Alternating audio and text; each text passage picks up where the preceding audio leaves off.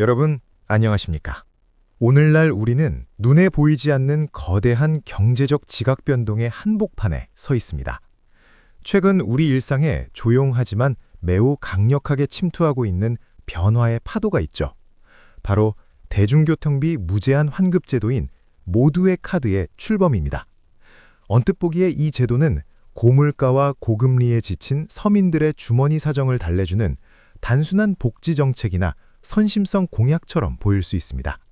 매달 나가는 교통비를 국가가 일부 돌려준다니 그저 반가운 소식 정도로 치부하기 쉽죠. 하지만 거시경제학의 정밀한 렌즈로 이 제도의 이면을 들여다보면 이것은 단순한 친절이 아닙니다. 장기화되는 스태그플레이션의 공포와 소비 위축이라는 늑 속에서 정부가 경기 침체의 가속화를 막기 위해 다급하게 꺼내든 내수 침체 방어의 마지막 전주곡입니다. 정부가 재정을 투입해 가계의 고정비를 직접 보전해주는 지점, 즉 재정적 임계점에 도달했다는 뜻이기도 합니다. 이것이 과연 우연한 타이밍에 나온 따뜻한 복지일까요?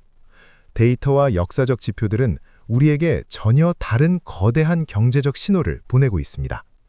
정부가 국민의 지갑에 직접 손을 뻗어 유동성을 공급해야만 할 정도로 현재의 가계 가처분 소득 방어선이 무너지고 있다는 방증인 것입니다. 오늘 우리는 이 제도 속에 숨겨진 거대한 거시경제의 역설을 파헤쳐보고자 합니다.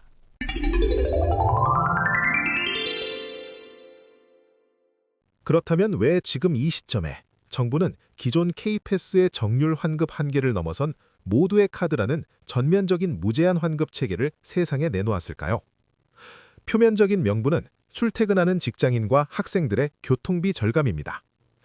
그러나 이 정책의 이면에는 도시철도 안보와 지당 소멸 방어망이라는 거대한 두 축이 영혼의 파트너처럼 맞물려 숨어 있습니다. 현재 대한민국이 마주한 가장 거대한 시한폭탄 중 하나는 바로 공공인프라의 적자 누적입니다. 서울교통공사를 비롯한 전국 대부분의 도시철도망과 수도권 광역교통망, GTX, 신분당선 등 막대한 운영 적자와 노후 시설 유지 비용이라는 늪에 빠져 있습니다. 에너지 가격이 상승하면 물류비와 전기세가 오르고 운영 적자가 쌓이면 결국 요금을 올려야 합니다. 요금이 오르면 시민들은 대중교통 이용을 줄이고 자차나 다른 대체 수단으로 이탈하게 되죠. 이용자가 줄어들면 다시 적자가 심화되는 전형적인 악순환 구조입니다. 정부는 이 악순환의 고리를 끊기 위해 모두의 카드라는 강력한 인센티브 엔진을 가동한 것입니다. 시민들을 대중교통망 내부로 강제로 묶어둠으로써 유령 도시화를 막고 공공물류망의 붕괴를 국가재정으로 틀어막는 방어선을 구축한 것입니다. 국가기관 강인 교통 시스템을 유지하기 위해 가계의 지갑을 직접 채워 이용률을 인위적으로 끌어올리는 초유의 시장 개입을 시작한 셈입니다.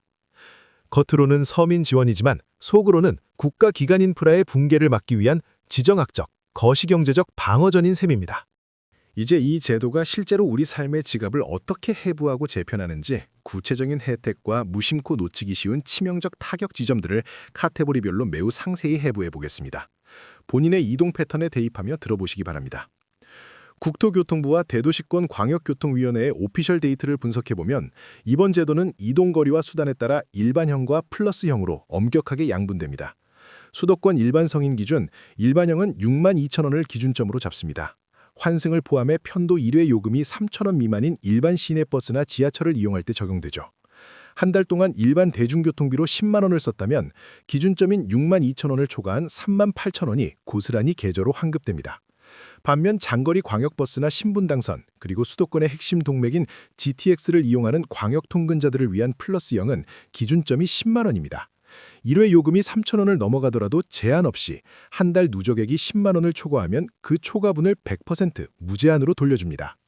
지리적 거리가 곧 비용이었던 경기도와 인천 거주민들에게는 주거비와 맞먹던 교통고정비가 일순간에 상한선이 걸리는 거대한 혜택이 됩니다. 만약 경기도 외곽에서 서울 중심부로 매일 GTX나 광역버스를 타고 출퇴근하여 월 20만 원의 교통비를 지출하던 직장인이 있다고 가정해봅시다. 과거의 정률제, K패스 체계에서는 아무리 많이 써도 최대 환급 한계가 정해져 있어 가계부담이 컸습니다. 하지만 이제 모두의 카드 플러스 0을 적용받게 되면 10만 원을 제외한 나머지 10만 원이 매달 현금이나 청구 할인으로 고스란히 계좌에 꽂히게 됩니다. 연간으로 환산하면 120만 원에 달하는 금액입니다. 가게 입장에서는 13월의 월급을 매달 수령하는 수준의 강력한 고정비 방어막이 형성되는 셈입니다. 여기서 여러분이 반드시 인지해야 할 치명적인 맹점이 있습니다. 모든 교통수단이 무제한이 아니라는 점입니다. 모두의 카드는 도시철도와 시내버스 등 일상적인 교통 태그 시스템을 기반으로 작동합니다. 따라서 KTX, SRT 같은 고속철도나 시외, 고속버스, 공항버스처럼 별도의 예약과 종이 및 모바일표 발권이 필요한 중장거리 수단은 단 1원도 환급되지 않습니다. 출장이나 여행 빈도가 높은 이용자가 나는 교통비를 한 달에 30만 원이나 쓰니까 플러스 0으로 엄청나게 돌려받겠지라고 착각했다가는 낭패를 보게 됩니다. 본인의 주력 이동수단이 무엇인지 정확히 파악하지 못하면 계산했던 가계부가 완전히 어긋나는 타격을 입을 수 있습니다. 정부는 이번 정책에서 이용자의 편의성을 극도로 높였다고 자평합니다. 매달 학생들의 방학, 직장인의 휴가 등에 따라 교통 패턴이 바뀔 텐데 시스템이 알아서 기본 K패스, 정률제, 모두의 카드 일반형, 모두의 카드 플러스형 세 가지 알고리즘 중 이용자에게 가장 환급금이 많은 한 가지를 자동 사후 정산에 입금해 줍니다. 매우 편리해 보이지만 여기엔 심리적 함정이 있습니다. 시스템이 알아서 해주니 이용자들은 본인의 정확한 소비 기준점을 망각한 채 무비판적으로 카드를 긁게 된다는 점입니다. 계획적인 소비 관성 무너지고 환급만 믿고 무분별하게 이동을 늘리다가 오히려 불필요한 지출 과잉을 낳을 수 있다는 것이 행동경제학 전문가들의 지적입니다. 자, 그렇다면 이 정책이 거시경제적 관점에서 우리 한국 사회와 기업들에는 어떤 나비 효과를 불러올까요? 경제학의 본질인 3단계 인과구조를 여기에 정밀하게 투사해 보겠습니다. 모두의 카드로 교통비 고정 지출이 무제한 환급되어 상한선이 생기면 가계의 가처분 소득 여력이 즉각적으로 상승하게 되고 이는 결국 얼어붙어 있던 한국의 오프라인 내수 자영업과 소비재 주력 산업에 활력을 불어넣는 기회가 된다. 한국은행과 유통업계 내부의 시뮬레이션 지표를 살펴보면 교통비 환급으로 절약된 매월 수만 원의 돈은 은행 저축으로 흘러들어가기보다 즉각적인 소비로 분출될 확률이 압도적으로 높습니다. 직장인들이 퇴근길에 드는 편의점의 매출, 주말 자녀들과 함께하는 외식 소비, 영화나 쇼핑몰 같은 소매 유통업계로 돈이 곧바로 순환되는 구조입니다. 게다가 이 카드는 시중은행 및 카드사들의 전월 실적과 연계되어 오프라인 캐시백과 청구 할인이 결합되기 때문에 내수 소비를 촉진하는 거대한 펌프 역할을 하게 될 것입니다. 자동차 및 정유산업에도 매우 미묘하지만 거대한 파장이 예상됩니다.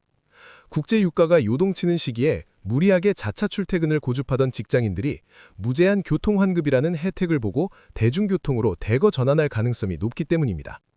단기적으로는 국내 휘발유와 경유 소비가 둔화되어 정유업계가 긴장할 수 있지만 국가 전체의 무역수지 관점에서는 원유 수입 부담을 줄이고 가계부채의 건전성을 방어하는 중장기적 기회비용을 창출해내는 긍정적 측면이 있습니다. 결론을 맺어보겠습니다. 오늘 우리가 깊이 있게 파헤친 모두의 카드는 단순히 지갑에 넣어두는 플라스틱 카드가 아닙니다. 이것은 고물가라는 거대한 인플레이션의 괴물 앞에서 국가가 시민들의 이동권을 보장하고 차갑게 얼어붙은 내수경제의 불씨를 인위적으로 살려내기 위해 투하한 일종의 거시경제적 심폐소생술입니다. 기존 K패스 이용자라면 복잡한 재발급 절차 없이 앱에서 동의 체크 한 번으로 이 모든 고차원적인 혜택의 그물망 안으로 탑승할 수 있습니다. 하지만 우리는 언제나 빛과 그림자를 동시에 보아야 합니다. 국가의 재정을 투입해 국민의 이동을 무제한으로 보장하려는 이 거대한 정책적 실험. 이것은 정말로 서민의 고통을 덜어주고 민생을 구원하는 마중물이 될까요? 아니면 정부 부채를 늘리고 시장의 가격 자정작용을 마비시켜 또 다른 형태의 인플레이션을 자극하는 거대한 부메랑이 될까요? 여러분은 매일 아침 오르는 출근길 버스와 지하철 안에서 이 거대한 경제적 실험의 가치를 어떻게 평가하십니까? 여러분의 일상과 통찰이 담긴 날카로운 의견을 댓글로 남겨주시기 바랍니다. 우리 모두가 댓글창에서 더 깊은 경제 지식을 공유할 수 있기를 기대합니다. 오늘 방송이 여러분의 경제적 통찰에 도움이 되셨다면 구독과 알림 설정 부탁드립니다. 감사합니다.